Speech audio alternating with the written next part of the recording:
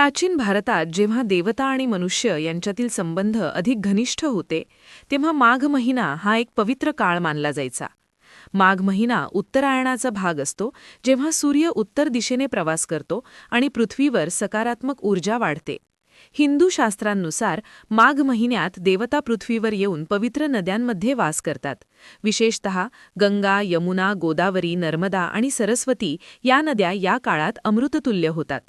स्कंद पुराणात सांगितले आहे की माघ महिन्यातील स्नान हे हजारो यज्ञांच्या बरोबरीचे असते.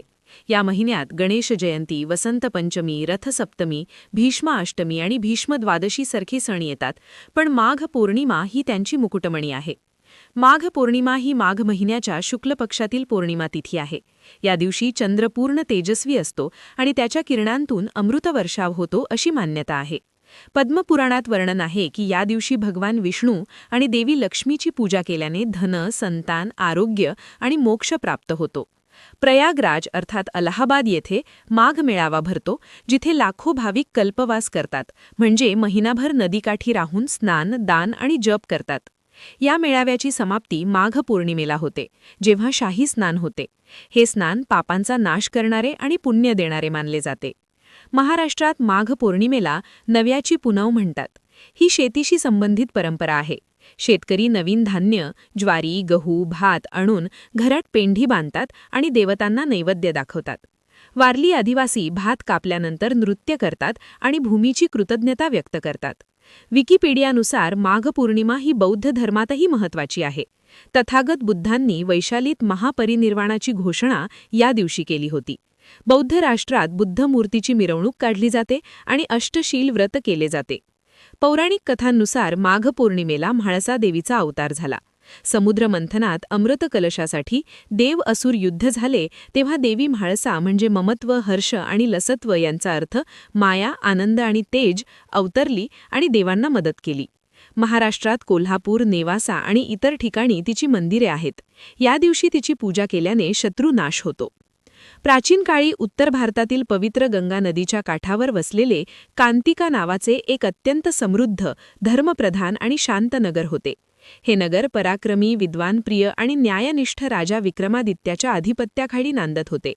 राजा विक्रमादित्य हा केवळ तलवारीचा धनी नव्हता, तर धर्म, दया आणि सत्याचा आधारस्तंभ होता. नगराच्या चहूबाजूंनी घनदाट वने होती. त्या वनांतून वाहणाऱ्या लहान नद्या, सरोवरे आणि तलाव नगराला नैसर्गिक सौंदर्य देत होती. फुलांनी बहरलेली उद्याने, आम्रवृक्षांच्या सावल्या, कमळांनी भरलेली पुष्करणी आणि पक्ष्यांच्या किलबिलाटाने कांतिका नगर जणू स्वर्गासमान भासत असे. पहाटेच्या वेळी गंगेच्या लाटांवरून उगवणारा सूर्य जणू सुवर्ण पात्रातून ओघळत असल्यासारखा दिसे. त्यावेळी मंदिरांच्या घंटानादात वेदमंत्र मिसळत आणि संपूर्ण नगर भक्तिरसात न्हाऊन निघत. ब्राह्मण वेदपठण करत, साधू ध्यानस्थ बसत, स्त्रिया तुळशीला पाणी घालत आणि मुले गुरुकुलाकडे जात. या नगरात धनेश्वर नावाचा एक गरीब पण अत्यंत धर्मनिष्ठ ब्राह्मण राहत होता.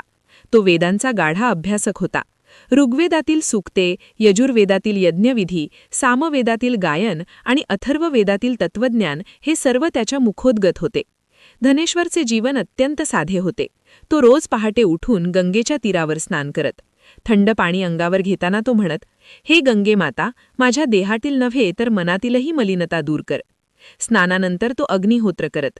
समिधा अर्पण करताना त्याचे डोळे मिटलेले असत आणि मन पूर्णतः ईश्वरात लीन झालेले असे. त्यानंतर संध्यावंदन, जप, ध्यान आणि मग भिक्षा मागून आलेल्या अन्नावर समाधान. त्याचे घर म्हणजे मातीच्या भिंतींची एक लहानशी झोपडी.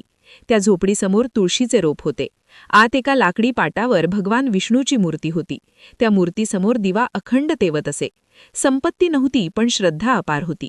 धनेश्वरची पत्नी रूपवती ही रूपाने जितकी सुंदर तितकीच स्वभावाने शुद्ध होती. तिच्या चेहऱ्यावर कायम सौम्य तेज असे. डोळ्यात करुणा, वाणीमध्ये मधुरता आणि वर्तनात नम्रता होती. ती सकाळी उठून घर झाडत असे, तुळशीला पाणी घालत असे, विष्णूची पूजा करत असे आणि पतीची सेवा करणे हाच तिचा धर्म मानित असे. नगरातील स्त्रिया तिला पाहून म्हणत, ही स्त्री म्हणजे साक्षात लक्ष्मीच आहे. पण या दाम्पत्याच्या आयुष्यात एक मोठी उणीव होती, संतान. वर्षानुवर्ष त्यांनी देवतांची आराधना केली. काशी, प्रयाग, गयेला जाऊन श्राद्ध केले. अनेक व्रते, उपवास केले, पण तरीही घरात बालकाचा किलबिलाट नव्हता. रात्री रूपवती अनेकदा एकटी बसून रडत असे. स्वामी, घरात मुलाच्या पावलांचा आवाज कधी ऐकू येणार? धनेश्वर तिला शांतपणे म्हणे, प्रिये, हे सर्व कर्माचे फळ आहे. देवावर विश्वास ठेव. एकदा माघ महिन्याच्या सुरुवातीला रूपवती भिक्षेसाठी नगरात गेली. हातात लहानशी पात्री होती. पहिल्या घरातून तिला अन्न मिळाले, पण दुसऱ्या घरातील स्त्रीने तिला ओळखले आणि कठोर शब्दात म्हणाली, तू वांज आहेस ना? अशुभ स्त्रीला दान देणे योग्य नाही. हे शब्द रूपवतीचा हृदयात खोलवर रुतले. पुढील घरात गेली तर दार बंद झाले. कुठे उपहास, कुठे दुर्लक्ष. शेवटी एक वृद्ध स्त्री म्हणाली, बाळा, तुझे दुःख मोठे आहे. तू काली देवीची 16 दिवस पूजा कर. रूपवती अश्रूंनी भरलेल्या डोळ्यांनी घरी परतली. तिने सर्व हकीकत धनेश्वरला सांगितली. धनेश्वरने तिला धीर दिला. लोकांच्या शब्दांना महत्त्व देऊ नकोस. देवच अंतिम सत्य आहे. दोघांनी 16 दिवस कालीदेवीची कठोर पूजा केली. उपवास, जप, ध्यान. 16व्या दिवशी देवी प्रगट झाली. तिचे रूप भयानक पण करुणामय होते. देवी म्हणाली, रूपवती, तुला पुत्र होईल, पण माघ पौर्णिमेचे व्रत कधीही सोडू नकोस. पण तरीही संतान झाले नाही. काही काळाने नगरात विशाल मुनी नावाचे तपस्वी साधू आले. हिमालयातून आलेले, तेजस्वी, ध्यानमग्न. लोक त्यांना दान देत होते.